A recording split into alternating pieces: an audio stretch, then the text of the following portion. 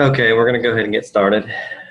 Welcome to Selected Topics in Law Enforcement. My name is Derek Pike, and if anybody else joins us, they can just catch up.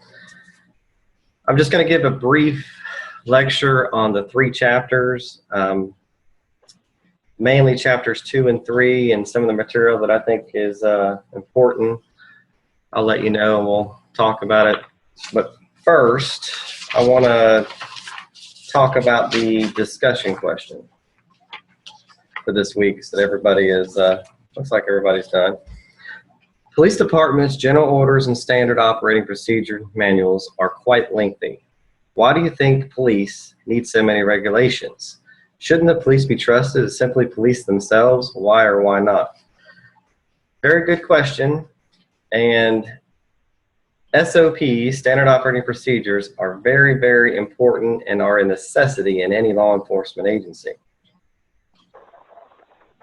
We have, at the Sheriff's Office I'm employed at, we have a policy for almost everything, every procedure, evidence, drugs, use of force, traffic stop, responding to scenes. We have a procedure for everything, guidelines to follow. It helps the officer and it helps the agency. It's a protection. The policies and procedures protect the individual officers and the agency. If the officer or deputy don't follow the procedure, then it's on them, but the agency is protected because they have it in place. It's up to the officer to follow the guidelines. Some agencies police themselves, others have outside agencies. We in Florida, we use FDLE, Florida Department of Law Enforcement. If we have an officer involved shooting, FDLE, an outside agency, will come in and conduct the investigation. Anything serious, anything involving the firearm, they will investigate. The use of force, we will take care of that in-house, and we also have a internal affairs unit that will assist in that or conduct the investigation if it needs to go that, if there's a complaint of use of force. They also have civilian review boards and outside sources that some agencies use. We don't use them, but some agencies do use outside sources to conduct internal investigations. This is good and this is bad. Civilians are not law enforcement officers. They're not familiar with the SOPs, the different use of force matrix, and different things of that nature. And now you're going to depend on them to dictate whether you did it properly or not. That's kind of up for debate for some people. But we still use them. It's still nice to have an outside source evaluating your particular situation. Any other questions with the discussion question, feel free to just email me or call me during office hours and we can discuss it further. This will be a short live session. I'm going to try to do it within 15-20 minutes just to touch on some of the high points. I also have a PowerPoint that I have posted online, and I'm going to stay in line with that PowerPoint. I'm also going to go along with the book. So we're going to start off at chapter 1, page 5, or PowerPoint number 1. Police History and Organization, chapter 1. How the entire U.S. criminal justice system, including the police, evolved from the English law enforcement experience. 17th century and thief takers. Private citizens paid by the king for every criminal they arrested. Think about this. This is going way back when you had the public policing themselves. Thief takers received the reward plus the thieves' horse, arms, money, and property. Now this job is dangerous and corrupt because private citizen was probably looking out for his best interest because they had no guidelines. The system generally created more crime than it suppressed. we're just talking about in chapter 1 is just strictly just some history. We're going to touch on a couple of things that's in the PowerPoint. Another person who's actively involved in the history is Harry Fielding. Novelist, provided first official crime report. He was the founder of the Bow Street Runners, led to large organized civilian police department in London. The Bow Street Runners, if you're not familiar with them, were a small investigative group, actually investigated crimes. They were private citizens who were not paid by the public funds, but were permitted to accept thief takers' rewards. He also created the first civilian horse patrol in London. Just to give you a little bit on him. Next person we're going to talk about is Sir Robert Peel. Peel is credited with establishing the first English police department, Peel's Police, the Metropolitan Police for London. Concerned with preventative role of the police and positive relationship between police and the community they served. The basic mission for which the police exist is to prevent crime and disorder. The control of the new police was delegated to the Home Secretary, a member of the democratically elected government. Thus, the police, as we know them today, were, from the very beginning, ultimately responsible to the public. Peel has become known as the founder of modern policing. However, it must be noted that he was never a member of the police department. His link to policing comes from his influence in getting the new police bill passed. The early London police was guided by Peel's 9 principles.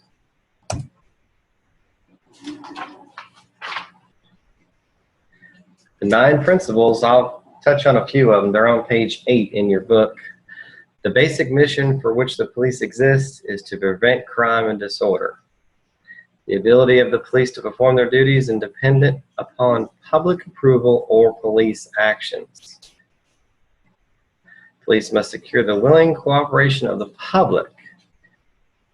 So that stress the public cooperates and abides by the law to maintain the respect of the public. So if we can get the public to cooperate and be on board with policing, basically it would cut down on the use of force. Police seek and preserve public favor, not by not catering to public opinion, but by constantly demonstrating absolute impartial to service to the law. But you can look at those 9 principles on page 8.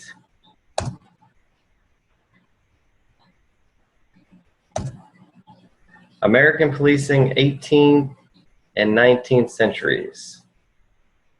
18th century. There's a lot going on with crime, street riots, drunkenness is very common. The first police departments were Boston Police Department, created in 1838. New York Police Department, created in 1845. The Philadelphia Police Department, created in 1854.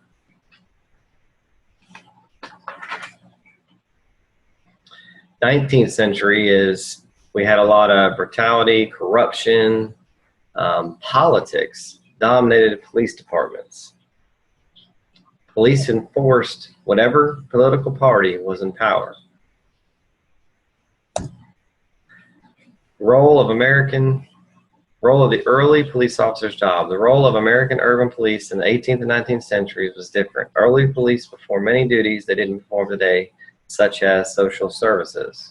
Officers patrolled on foot, relying on brutality, basically using force to get what they wanted accomplished.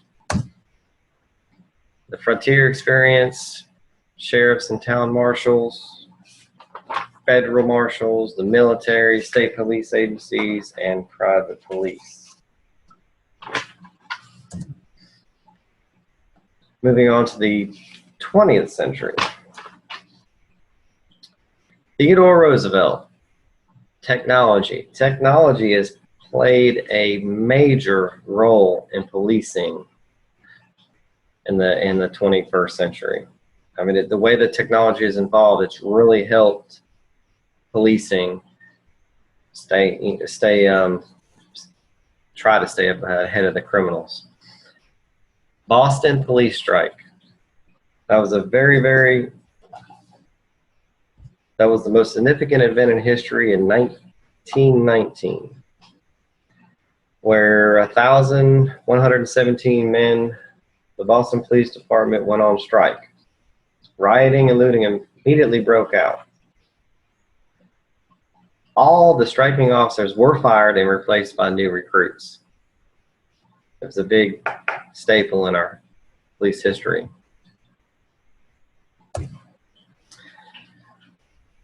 Pendleton Act, August Vollmer, O.W. Wilson, Raymond Blake Fosdick, and Bruce Smith, J. Edgar Hoover, another icon in the police history. If you want to read about Hoover, he's on page 21. He did a lot. He was the first to introduce the uniform crime reports, arrest statistics, the 10 most wanted, academy at Quantico, Virginia. He will definitely be an icon in the police history. If you want to read more about him, he's on page 21. Policing in the 1960s and 70s. Supreme Court decisions were big, civil rights movement, assassinations, anti-Vietnam War demonstrations, campus disorders. There was a lot going on during the 60s and 70s. Corruption was a big thing. The 1980s and 90s. It's relatively peaceful. However, the World Trade Center in Oklahoma City bombing, computer revolution in policing, talked about technology, birth of community and problem-solving policing. Community policing was really big. It still is.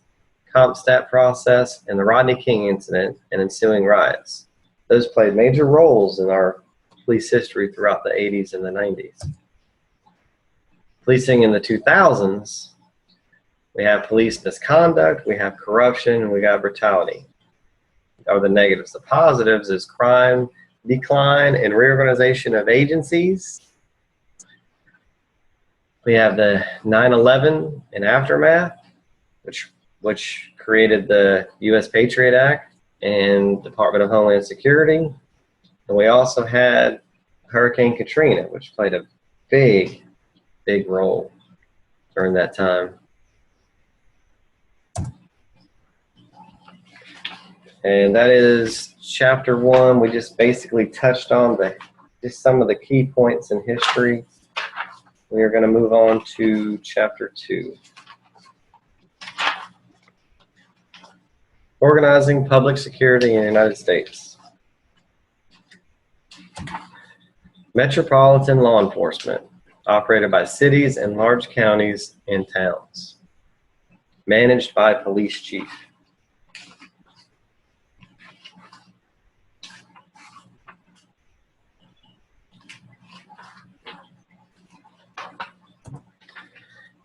Here's some interesting facts about local police departments. 59% use foot patrol routinely. 38% use regular bike patrol.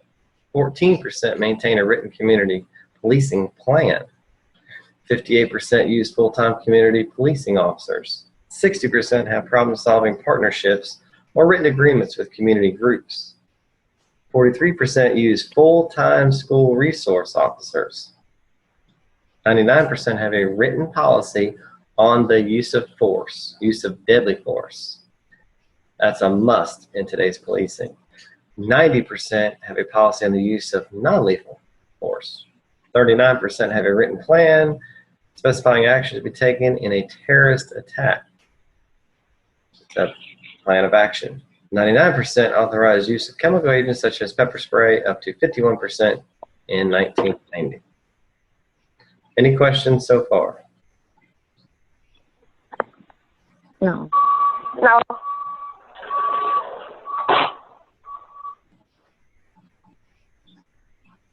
All right, we're moving on.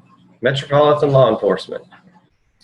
Arresting law violators, performing routine patrol, investigating crimes, enforcing traffic laws, providing crowd and traffic control, issuing special licenses and permits. It's all part of metropolitan law enforcement. County law enforcement may perform duties of coroners, tax assessors, tax collectors, keepers of county jail, court attendants, and the civil process. Here at the sheriff's office where I work at, we do all the civil process. We have the court system. We have deputies in the court system and the clerk's office, and they do all the civil, both sworn and non-sworn. Those are responsible for patrol and traffic duties, jail operations, serving civil process, what I just talked about, and court security. Rural and small town law enforcements. If you have a small agency, we have a small agency within our jurisdiction, but we have to help them out a lot. They have 3 officers patrolling the city, and they don't have full-time coverage, and it lacks a lot of problems. It lacks lack of backup due to size and geographical layout, because there's only 1 officer on at a time, so they're relying on us as the county to come back them up on anything serious or anytime they need backup. Violence and environmental dangers associated with meth labs. 1 officer cannot handle a meth lab. 1 small department can't handle that. You have to have specialized training. Therefore, you would have to call us as the sheriff's office who have jurisdiction over the smaller cities, which brings me into the mutual assistance program with neighboring agencies. Increased education and training for staff. So if you do have a small department, you have to work hand in hand with the county or a nearby agency that can help out. State law enforcement, they have centralized model and decentralized model.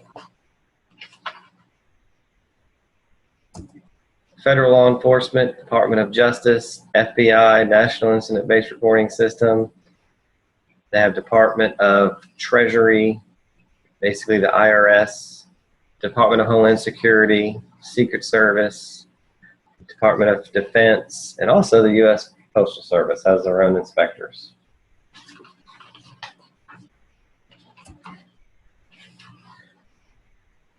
International police, worldwide organization established for developing or cooperation among nations regarding common police problems. You have a lot of scams that develop outside the U.S. and solicit money inside the U.S. And of course, we have to use outside agencies to kind of help with those investigations, which that would be one of them I'd work with, would be Interpol. Tracks and provides information to other law enforcement agencies, exchanges information and technology, analyzes major trends of international criminal activity.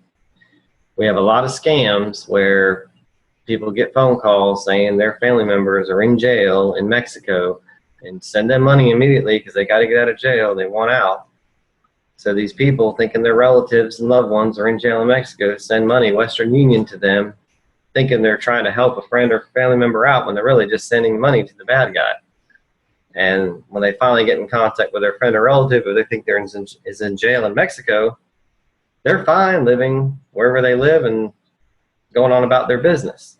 It's all a scam to get somebody to send money to them. And of course, it would be outside our jurisdiction, so we would use other resources.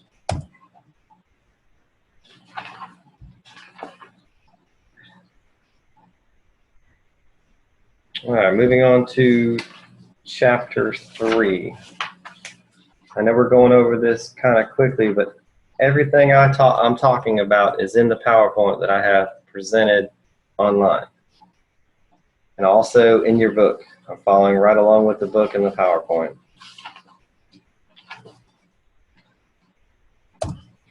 Organizing the department. Division of labor, management, leadership, organization model or structure, chain of command, span of control, delegation of responsibility and authority, unity of command, rules, regulation, and discipline. Organizing by personnel, civil service system, method of hiring and management government employees.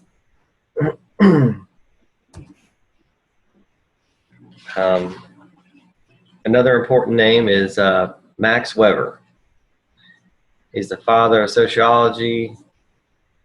He gave a bunch of information for this model: hierarchy, promotional based on professional merits and skill, the department based of a career service. He did a lot. He's on page 71 if you want to read what his how he contributed to the new police model. Management is the process of running an organization so that the organization can accomplish its goals. Leadership is an essential element in any organization. Leadership is based on inspiration, not domination, on cooperation, not intimidation. So it's very important to be a good leader, be a good supervisor, and lead by example. I'm sure everyone has heard that phrase before. We have sworn and non-sworn civilian personnel, sworn members, police employees given traditional police powers by state and local law enforcement. Non-sworn are police employees without traditional police powers, generally assigned to non-critical or non-enforcement tasks. For example, like civil process. Remember I said we had ones that work in who do nothing but civil process and work with the judges doing court orders and through that process. Those are all non-sworn personnel because they're working in an office.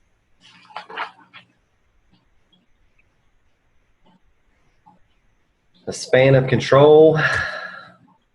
Let's talk about rank structure first. First you have the police officer, then you have a corporal or master patrol officer. Ours is a little different than this. Then you have detective investigator. Then you have a sergeant, lieutenant, captain, and chief of police. See, my rank is a rank of a corporal, but I'm along the lines of a sergeant because I do the same duties as a sergeant does, and I report directly to the lieutenant, and I am ahead of the detective investigator on the ranking scale. So it's just a little different. Each agency has their own way of doing the span of control or chain of command. The chain of command is the hierarchy of authority. It involves the supervisor, worker relationships throughout the department, where each individual is supervised by one immediate supervisor. Like everyone has one person they report to. You can't jump ranks and go straight to the captain or straight to the lieutenant. If my employees who work for me have to go to me if they have any issues or any problems, and I take it to the next line of supervision, which would be my lieutenant. We've already talked about non-sworn and sworn personnel.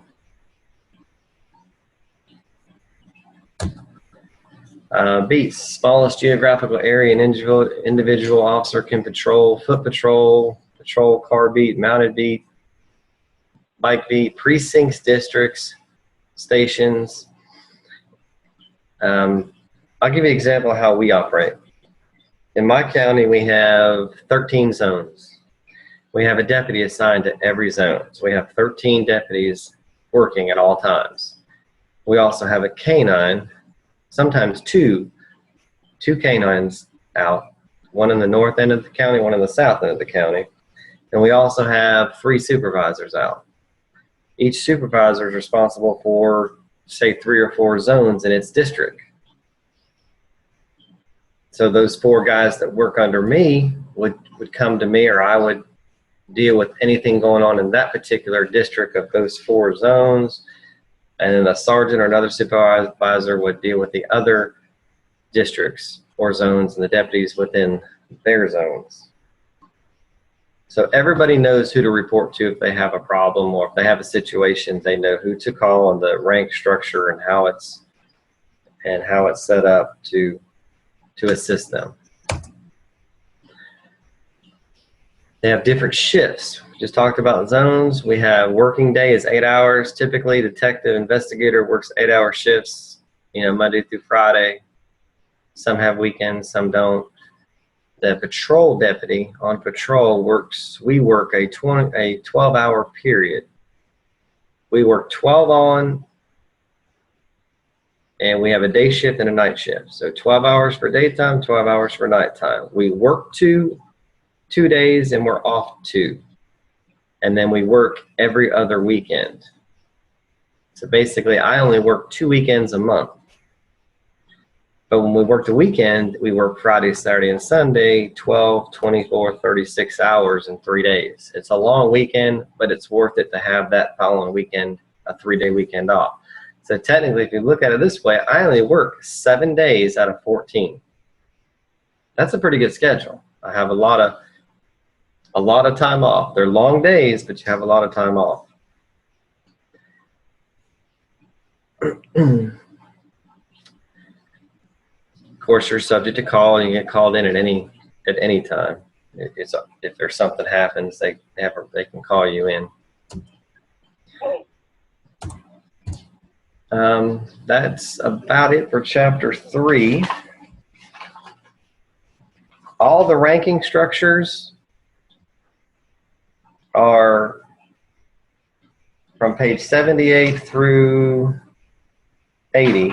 It talks about the police officer, the corporal, the detective, the sergeant, the lieutenant, captain, ranks above captain that you can read. Is there any questions? No, sir. All right, I see we had one more join. Who's the last one to come in? So I can mark you off. I think I am, Shantae. For this one. All right, Shantae, I got you marked off.